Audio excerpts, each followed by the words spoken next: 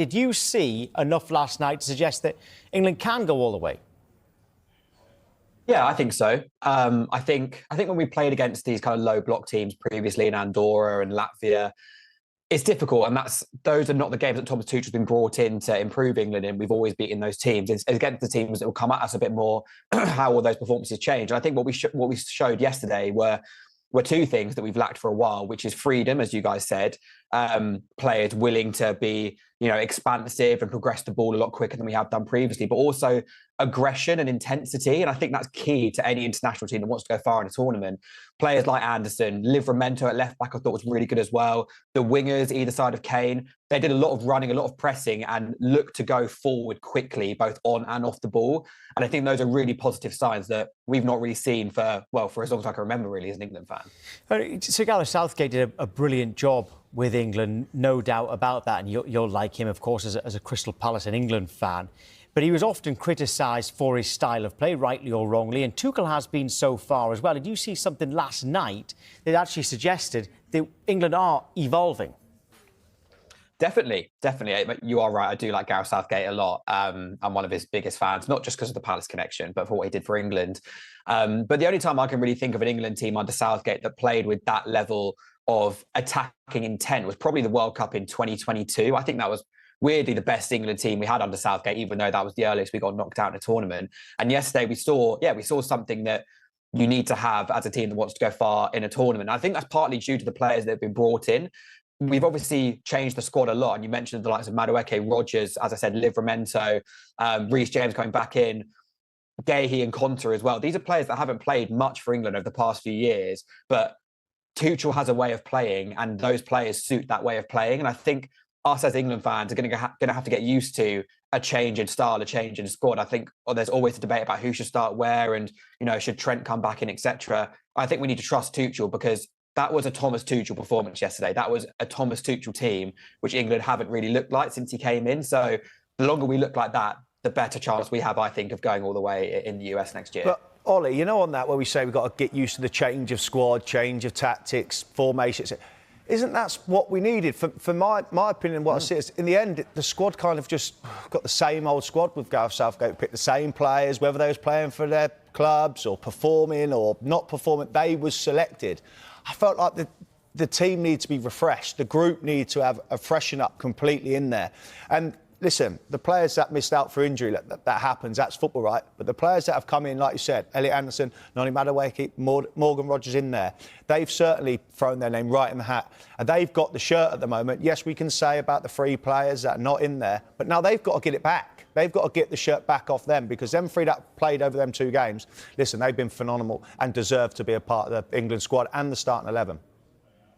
100%. I mean, you mentioned earlier about Tuchel having a headache. He absolutely does. I mean, Madueke has been brilliant since Tuchel's come in. I mean, everyone, I think, can agree that Saka is a superior player to Madueke, but he's only played 1 game under Tuchel so far. He's missed 3 breaks through injury, and he needs to get some minutes quickly in the England team. And I think Saka has probably been England's best player over the past 2 to 3, maybe 4 years.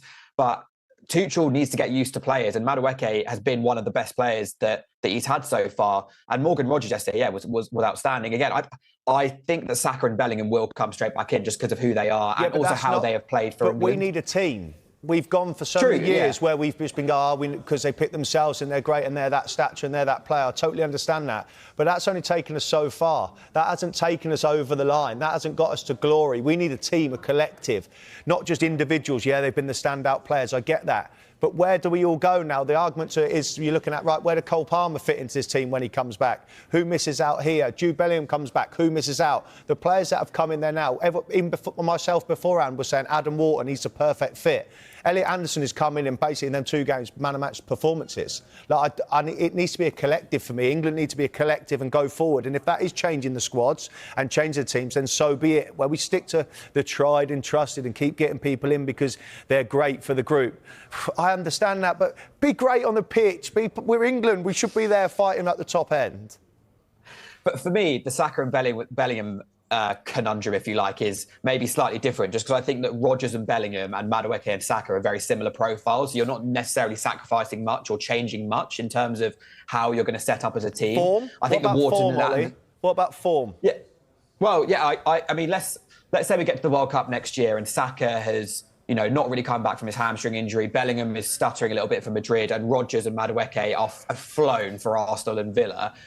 I agree. I think you do have to pick players based on form, but you also have got to think about overall quality. I mean, that was one of the big debates about ColePalmer in the Euro 2024, right? That he had just come off a brilliant season for Chelsea and then didn't start because we had players like Foden, Saka, Bellingham who took that place from him.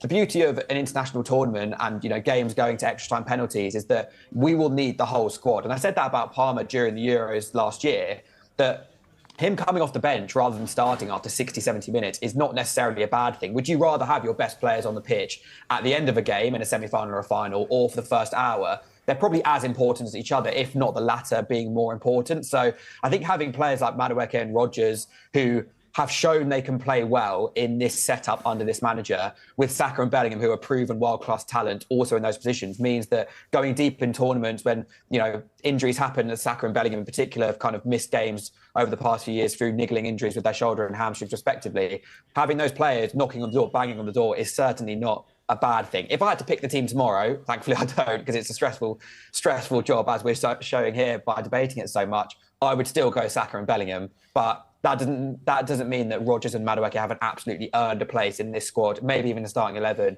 going into the World Cup next year. Charlie, is it quite hard at the moment when you're mentioning form, which I think the England team, a lot of people would say the England team should be picked on form. It is right now only September and the World Cup is a long way away and we're only at the very start of this season. So does that mean that actually it's quite hard at the moment to pick on form? It is. Yeah. Sorry, you can say that it is on the form and all that building up, but that's the start. You want to be on that run. You don't want to be chasing the form. You want to be just chasing on, I need to get better performance. I need to be scoring goals. I need to be assisting. But you need to get on that run straight away. What I think that also is, we go on about the Palmer bit and with Bellingham and Saka, I want to see in the squad, I want to see starters. So people that are coming in that should be starting. You've got a good argument for starting. Not, there's an argument that they should be in the squad.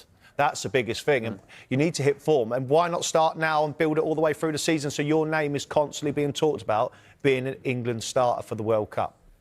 100%. I mean, these players, Saka, Bellingham, Wharton is someone you mentioned, obviously, as a Palace fan. I rate Wharton really highly and think he's got superstar potential. But they're running out of time to play minutes under Tuchel.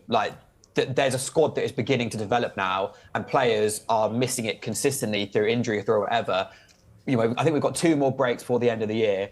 The likes of Saka, Bellingham, Wharton, whoever, Trent, they need to be in those squads and they need to be playing consistent minutes if they want to play, I think, in the US next year. And if we get to the new year and they haven't done that, then, maybe the team that played last night will be very similar to the one that will start the opening game in the World Cup next year. Yeah, a lot can happen, but if we play like that, we will go far. Ollie, thank you. Thank you very much, guys.